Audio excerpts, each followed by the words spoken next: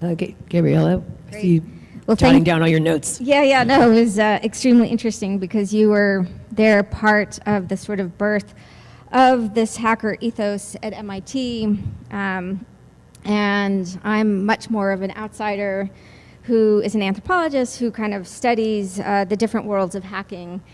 And I think what I want to do is just kind of complement some of the issues that you raised around Aaron Swartz and his persecution in lots of ways, because I think what you've put on the table is that on the one hand, there's just so much clarity around the fact that what he had done was not illegal, right? And yet, the response by MIT, JSTOR, the police became Kafkaesque and was very aggressive. And in some ways, I think it's always going to remain a little bit of a puzzle why you had that disjuncture. But I think that there's one interesting explanation that I'd like to explore just a little bit.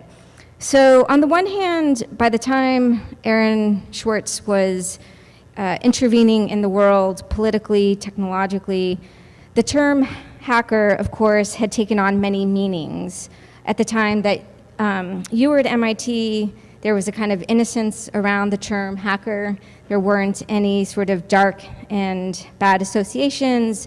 In the 80s and 90s, it kind of amassed those types of associations. But actually, I think in the 2000s, what was interesting was that on the one hand, you still had a lot of negative associations around hackers as kind of pure criminal activity. But because of the role of hacktivists, whistleblowers leaking, the role of the open source movement, there had kind of been a rehabilitation around the term. So there were many different associations. There wasn't always something negative.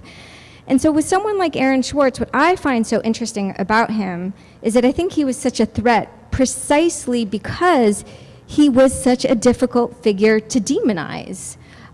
Precisely because he wasn't doing anything illegal, precisely because he had the respect of so many people in different quarters of the technological world, from academia, from the hacker world, industry, right? He was a really respected figure.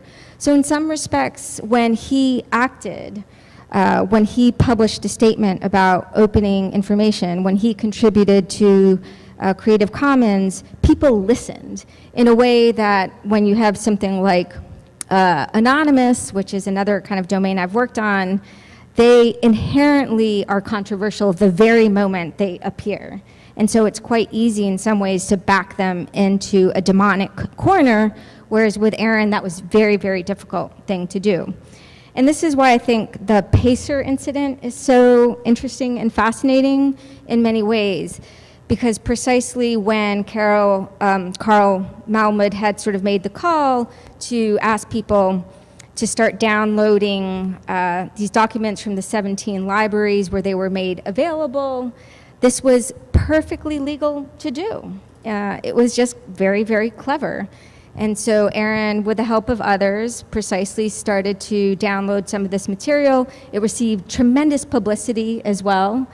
And in many respects, I think that threats, that the threatening part was precisely doing something that could stay within the bounds of the law, publicize something that a lot of people believed in, which is court records should be publicly available for free or very, very, very low cost. And this is when I think the FBI became interested in him, precisely because he had the type of reputation and standing to change people's hearts and minds.